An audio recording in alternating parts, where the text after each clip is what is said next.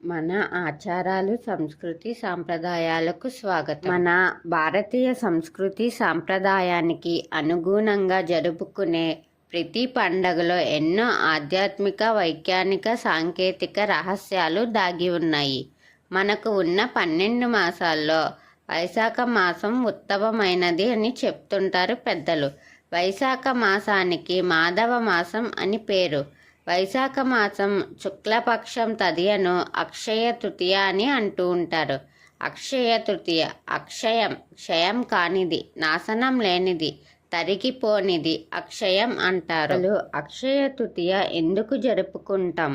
దాని విశిష్టత ఏమిటో తెలుసుకుందాం. అక్షయ తృతీయ అంటే ఎప్పటికీ తరగదు అని అర్థం. విష్ణుమూర్తి 6వ అవతారం అయిన పరశురాముడి జన్మదినంని ప్రత్యేకంగా జరుపుకుంటాం. ఇదే రోజు పాండవులు సూర్యభగవాను ప్రార్థించి అక్షయ పాత్ర పొందుతారు. ఇదే రోజు కుబేరుడు లక్ష్మీదేవిని ప్రార్థించి బంగారాన్ని, సంపదని పొందుతాడు. వ్యాస మహర్షి అక్షయ తృతీయ రోజునే మహాభారతాన్ని వినాయకుడి చేత రచించడం మొదలుపెట్టారు.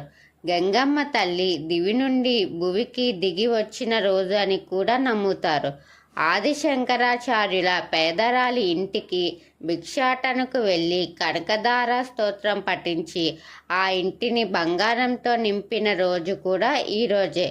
అదే రోజు సింహాచలం చందనోత్సవం ప్రత్యేకంగా జరుపుతుంటారు. అక్షయ తృతీయ రోజు అసలు బంగారం కొనకూడదు. బంగారం కొనాలని ఎక్కడా లేదు. అక్షయ తృతీయ రోజు ఇవ్వాల్సింది జలభాండం. నీళ్లతో ఉన్న కుండ శుభ్రం చేసి ఏల, లవంగ, ఘనసార, సుగంధి తీర్థం అనగా 2 ఏలకలు, లవంగాలు వేసి సువాసన భరితమైన నీళ్లతో కూడిన వంటి జలభాండాన్ని దానం చేస్తే అక్షయమై ఏ ప్రాణిగా తాను ఉన్నా కూడా నీళ్లకు లోటుండదు.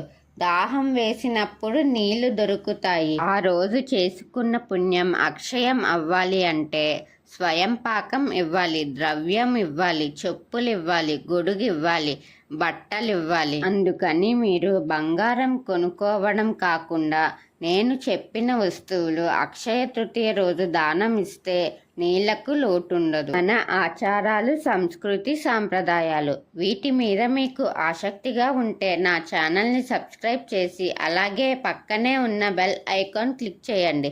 నా వీడియోస్ని మీరు ఆదరించి లైక్, షేర్, కామెంట్ చేయండి. ఓం శ్రీమాత్రే నమః.